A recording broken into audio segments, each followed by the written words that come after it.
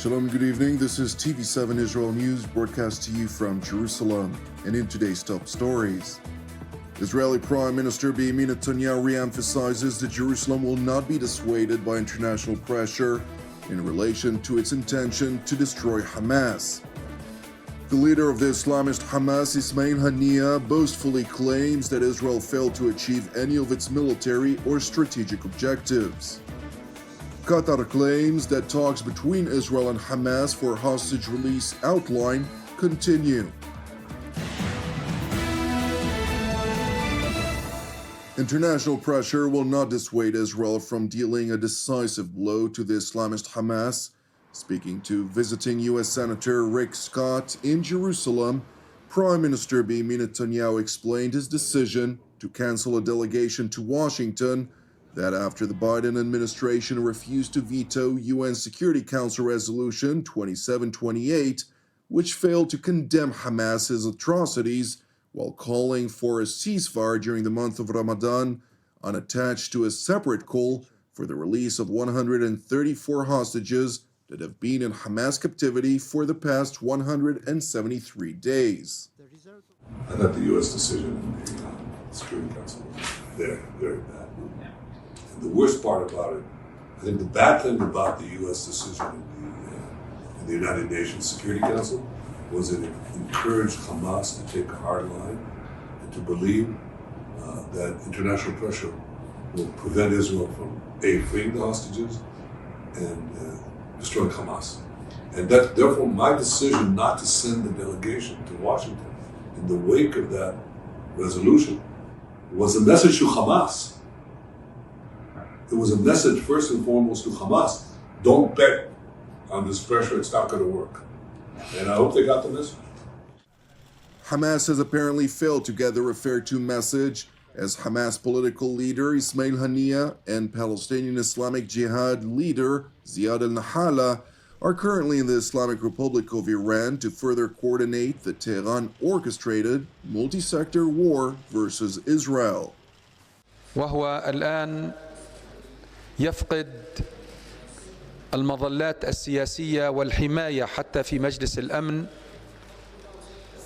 كما رأينا بالأمس في القرار الذي صدر عن مجلس الأمن، رغم أن هذا القرار جاء متأخرا وربما هناك بعض الفراغات التي تحتاج إلى أن تمتلئ، إلا أن القرار بحد ذاته يؤشر على أن الاحتلال الإسرائيلي يعيش في عزلة سياسية غير مسبوقة منذ أن احتلت فلسطين، وأن الولايات المتحدة الأمريكية غير قادرة على أن تفرض إرادتها على الأسرة الدولية. Haniyeh, who resides in Doha under Qatari protection, went on to boastfully proclaim that the Islamist Hamas was winning the war, since the claims that Israel, which he refers to as the Zionist entity, failed to achieve its strategic and military objectives. وأنا أستطيع أن أقول رغم الأثمان الباهظة والمروعة التي دفعها الشعب الفلسطيني ودفعتها غزة، إلا أن الكيان الصهيوني فشل في تحقيق أي من أهدافه العسكرية أو الاستراتيجية.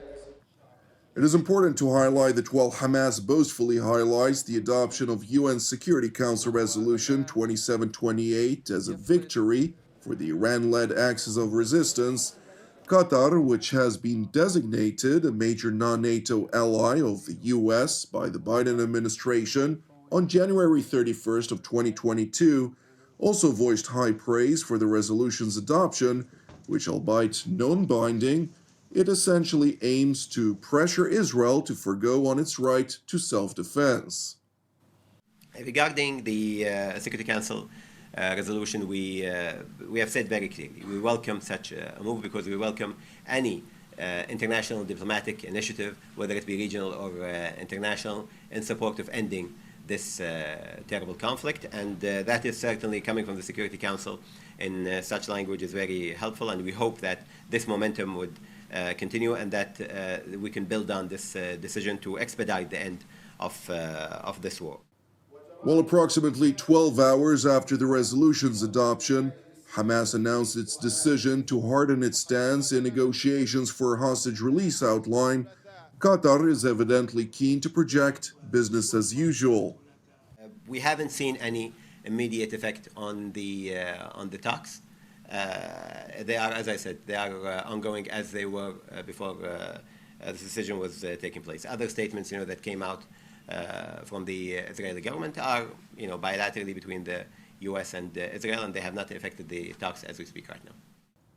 Meanwhile, in Washington, U.S. State Department spokesman Matthew Miller rejected Prime Minister Benjamin Netanyahu's voiced outrage over the U.S. refusal to veto the UN resolution and claimed that the consequences to negotiations did not portray the sequence of events. That statement, which I believe said that Hamas pulled out of the hostage talks, or Hamas rejected the most recent proposal because of the United Nations Security Council resolution, that statement is inaccurate in almost every respect, and it is unfair to the hostages and their families. The description of Hamas's response that has been aired in the public is all from news reports. It's not the actual substance of the response, and I can tell you that that response was prepared before the UN Security Council vote, not after it. So for the United States, we are not going to engage in rhetorical distractions on this issue. We are going to continue to work to try to bring the hostages home. In contrast to the State Department's claim that Hamas's statement was merely aired by inaccurate news reports, TV7's account of Hamas welcoming the adoption of the UN Security Council emanated from the official statement released by the internationally designated terror group, which was sent out shortly after the UN Security Council vote was ratified, and the announcement by Hamas of its decision to harden its position was published merely 12 hours and 2 minutes thereafter, indicating the sequence of events, rendering the claim by the State Department false. Meanwhile, at the Pentagon, Israeli Defense Minister Yoav Gallant was hosted by Secretary of Defense Lloyd Austin, during which the latter insisted that President Biden remains committed to Israel's right to self-defense. Now, it's been nearly 6 months since the Hamas atrocities of October 7th, the worst day in Israel's history.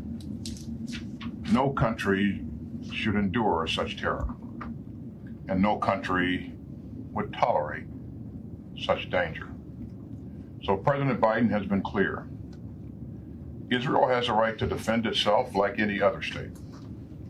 So we're working with Israel to ensure that an outrage like October 7th can never happen again. And the United States will not rest until all the hostages are home. Secretary Austin went on to highlight the Biden administration's perceived need for Israel to do more in support of the humanitarian plight of the Palestinian population in Gaza, and re-emphasized Washington's top priority to deliberate with Jerusalem alternative approaches to target Hamas elements rather than launch a ground offensive in Rafah. The safety of the 1.5 million Palestinian civilians in Rafah is also a top priority for the United States. Now, we continue to share the goal of seeing Hamas defeated. So we'll discuss alternative approaches to target Hamas elements, and we must also plan for Israel's security after this conflict ends. And that includes working in renewed cooperation with the Palestinian Authority and our regional partners to stabilize Gaza and to move toward a two-state solution. Jerusalem's top defense official, for his part, emphasized Israel's responsibility to protect its citizens versus a whole variety of threats, which are all clearly linked to the Islamic Republic of Iran. Over the past 6 months, we have been fighting a war against a brutal terror organization, Hamas, which is the ISIS of Gaza. We also face attacks from 7 different fronts, all led by Iran. While I sit here in the Pentagon, Hamas leader Haniya is meeting with Iranian leadership. The picture is clear. הוא Israel. Today we will discuss developments in Gaza and the means to achieve our goals, the destruction of Hamas organization and bringing back the Israeli hostages back home. The negotiation on the hostages issue and Hamas positions require us to join hands in our military and diplomatic efforts and to increase pressure on Hamas. I will also raise the growing threats on our northern border and our commitment to returning displaced communities to their homes. Thank you for watching TV7 Israel News. It is important to highlight that TV7 Israel is a donation-based non-profit ministry with all of our productions available free of charge. Therefore, we would appreciate it if you consider making a donation. You can do so by visiting our website at www.tv7israelnews.com.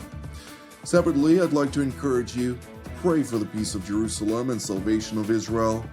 I'm Jonathan Hessen, wishing you an Erev Mevorach, and God willing, we'll see you during our upcoming TV7 Israel updates. Until then, Shalom from Jerusalem.